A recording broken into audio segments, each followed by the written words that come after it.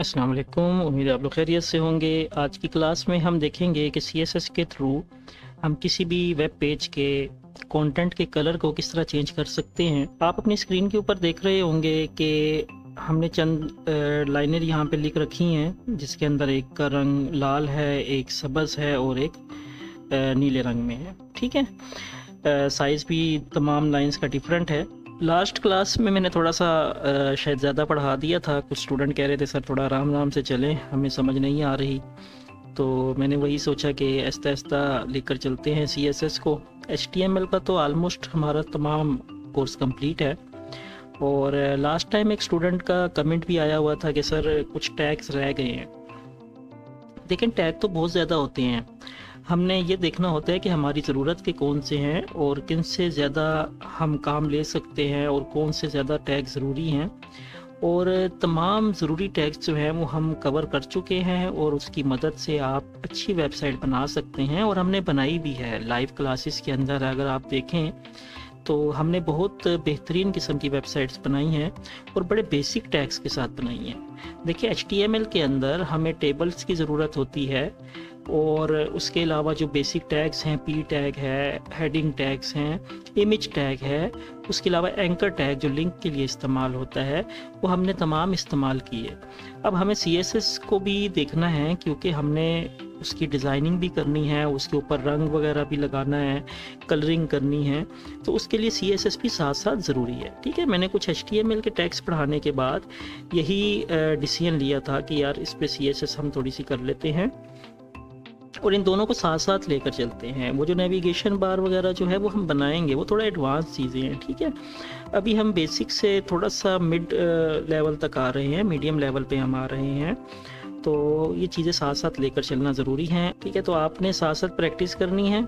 सबसे पहले आपने क्या कर लेना है, उसी तरह एक नोटपैड की फ़ाइल बना लें, टेक्स्ट डॉक्यूमेंट। ठीक है, और इसका हम क्या नाम रख दें, टेक्स्ट कलर रख लेते हैं, कलर रख लेते हैं, सिर्फ सिंपल करते हैं इसको। और इसके अंदर हम अपना सिंपल सा कोड लिखेंगे जिससे आप सीखेंगे कि किस तरह से हम टेक्स्ट का कलर CSS को यूज़ करते हुए चेंज कर सकते हैं। तो हमेशा की तरह HTML से ही स्टार्ट लेना है आपने।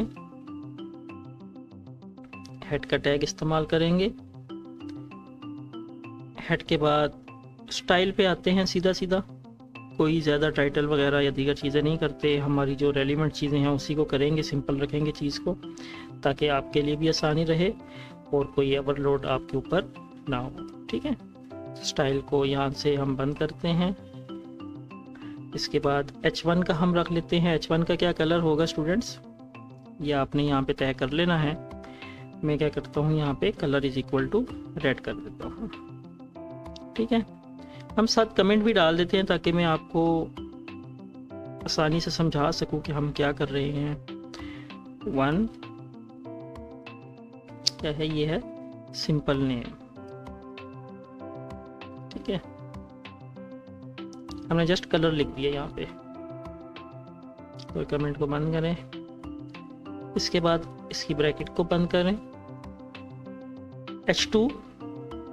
H2 में कौन सा कलर यूज़ करेंगे हम, कलर, यहाँ पे हम कलर कोड यूज़ करेंगे। ठीक है, 3 टाइप के कलर हम स्कीम इस्तेमाल कर सकते हैं। या तो हम नाम लिख लें सीधा सीधा, या हम उसका कोड लिख लें, या हम एक और चीज़ भी होती है वो मैं आपको बताता हूँ। ठीक है, कोड और नाम तो आप लोग पहले प्रैक्टिस कर चुके हैं। आज एक नई चीज़ आपको सिखाऊंगा कि एक और तरीके से भी हम कलर को डिफ़ाइन कर सकते हैं। इसको मैं कमेंट दे देता हूँ। ये क्या चीज़, इसको कहते हैं हेक्सा कोड। क्या कहते हैं स्टूडेंट्स, हेक्सा कोड। ये मैं कमेंट में लिख रहा हूँ। ठीक है, सिर्फ आपको बताने के लिए, आप ना लिखिएगा, ज़रूरत नहीं है। ये कौन सा कलर होता है, ये जो मैंने लिखा है ये ग्रीन कलर है। ओके, बस इतना काफ़ी है, ग्रीन। और मैं यहाँ पे अपना जो कमेंट का सेक्शन है उसको बंद कर देता हूँ। ठीक है, और यहाँ पे हम ब्रैकेट को बंद करते हैं। और P टैग के लिए हम कौन सा कलर इस्तेमाल करेंगे, कलर। एक और जो तरीका इस्तेमाल होता है कलर देने के लिए, RGB, रेड ग्रीन ब्लू। ठीक है, रेड कितना डाल दें हम, 0 डाल देते हैं। ग्रीन कितना कलर डालें, इसको भी 0 रहने दें।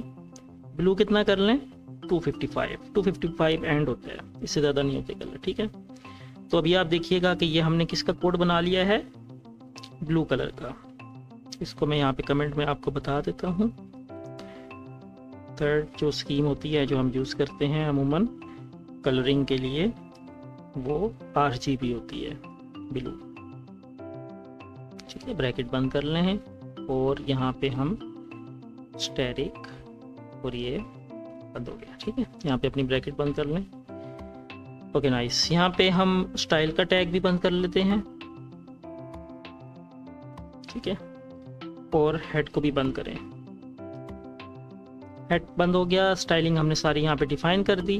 ठीक है, अभी हम क्या करेंगे स्टूडेंट्स, बॉडी पे आएंगे। बॉडी पे आने के बाद जस्ट मैं सिंपल लिख रहा हूँ H1 this is red. H1 को बंद करेंगे। यहाँ पे H2 में क्या लिख लें, दिस इज ग्रीन। H2 को बंद कर दें। यहाँ पे आप लिख लें P tag, this is blue. और यहाँ पे P टैग को भी बंद कर दें। ठीक है, यहाँ बॉडी को बंद करें। यहाँ पे HTML को भी बंद कर दें। ये हमारा कोड मुकम्मल हो गया। इसको हम सेव कर लेते हैं, save as color.html। Okay, HTML की एक्सटेंशन देना लाजमी होती है। इसको बंद कर दें बेशक। ये color.html आ गया, इसको ओपन करेंगे। अब आप यहाँ पे देख सकते हैं कि जो रेड कलर हमने दिया था सबसे पहले स्टाइलिंग में H1 के लिए, उसने यहाँ पे इसको H1 को क्या कर दिया है, रेड कर दिया है। और जो हमने H2 के लिए कलर स्कीम दी थी वो कौन सी थी, ग्रीन थी, तो इसने यहाँ पे क्या किया है, ग्रीन कर दिया H2 को।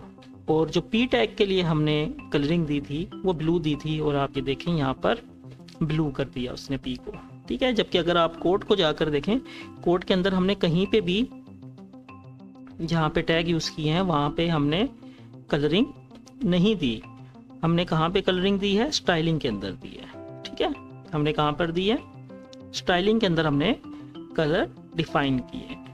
यहाँ पे हमने कोई कलर डिफाइन नहीं किया, लेकिन आप फिर भी देखें कि इसको रेड कर दिया उसने, इस लाइन को ग्रीन कर दिया और इसको ब्लू कर दिया। कैसे किया, यहाँ पे जो हमने दिया ना स्टाइलिंग के अंदर ये। ठीक है, ये जो हमने कोड लिखा, इसके बाद पूरी वेबसाइट के अंदर जितने भी H1 आएंगे उन सब का कलर रेड होगा, जितने भी H2 आएंगे उन सब का कलर ग्रीन होगा, जितने भी P टैग इस्तेमाल होंगे जहां भी होंगे उन सब का कलर क्या हो जाएगा स्टूडेंट्स, ब्लू हो जाएगा। मेरे ख्याल में आपको अच्छे से समझ आ गया। आप इसकी प्रैक्टिस करें, और इसके अंदर कोई भी चीज़ समझ नहीं आती, कोई भी क्यूरी है, कोई भी मसला है, आप मेरे से डिस्कस करें। और इसके साथ साथ प्रैक्टिस लाजमी करें। प्रैक्टिस नहीं करेंगे तो भूल जाएंगे, चीज़ें मिक्स हो जाएंगी, और वक्त जो है आपका जो पिछला आप लगा चुके हैं वो ज़ाया हो जाएगा। तो वक्त ज़ाया ना करें, ना होने दें, इसकी प्रैक्टिस करें। और कोई इशू आता है तो मुझे बताएं। ठीक है, अगर समझ आ गया है तो डन करें, कमेंट के अंदर डन का वर्ड लाजमी लिखें। और नेक्स्ट टॉपिक भी मुझे बताएं कि सर हमें इस टॉपिक की मज़ीद डिटेल चाहिए जो हम पिछले पढ़ चुके हैं, वरना मैं आगे इसी को कंटिन्यू करता हूँ। कलरिंग के बाद मज़ीद CSS की जो डिटेल्स हैं उसको हम पढ़ेंगे। ठीक है स्टूडेंट्स, तो अभी तक के लिए इतना ही, इजाज़त दें, अल्लाह हाफिज़।